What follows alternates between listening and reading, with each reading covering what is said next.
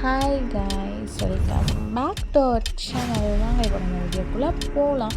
அது 5 மினிட்ஸில் பன்னீர் டிக்கா எப்படி செய்யுதுன்னு பார்க்கலாம். ஆக்சுவலாக வந்துட்டு இதுக்கு நான் எவரெஸ்ட்டோட பன்னீர் டிக்கா மசாலா தான் எடுத்துருந்தேன். ஆல்ரெடி கொஞ்சமாக பன்னீரை க்யூபாக கட் பண்ணிவிட்டு அந்த பன்னீர் மசாலாவோட கொஞ்சமாக வந்துட்டு அதை மேக்னேட் பண்ணி வச்சுட்டு, அடுத்த ஸ்டெப் பார்த்திங்கன்னா அதே மேக்னேட் பண்ண பேனில் வந்துட்டு ஆயில் ஊற்றி ஒரே ஒரு டொமேட்டோ மட்டும் போட்டு நான் நல்லா வந்துட்டு மிக்ஸ் பண்ணி விட்டு, அதுக்கப்புறம் பார்த்திங்கன்னா வந்துட்டு ஒரு டொமேட்டோ மட்டும்தான். அதுக்கப்புறம் அந்த எவரெஸ்ட் மசாலாவில் ஒரு அரை டம்ளர் மட்டும் தண்ணி ஆட் பண்ணிவிட்டு அந்த மசாலா வந்து நான் கலந்துட்டு, அதுக்கப்புறம் அந்த மசாலா வந்துட்டு நான் அந்த டொமேட்டோவோட பேஸ்ட்டு கூட ஆட் பண்ணிக்கிட்டேன்.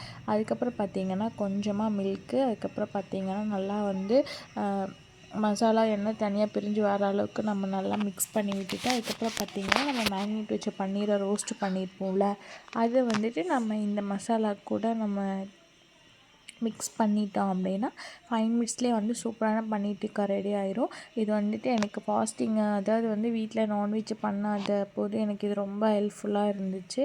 சீரியஸாகவே எல்லோரும் மறக்காமல் ட்ரை பண்ணி பாருங்கள். யூடியூப் இருக்குதுங்கிறதையே மறந்துட்டேன், ரொம்ப பிஸி ஷெட்யூல்டாக போயிட்டுருக்கு.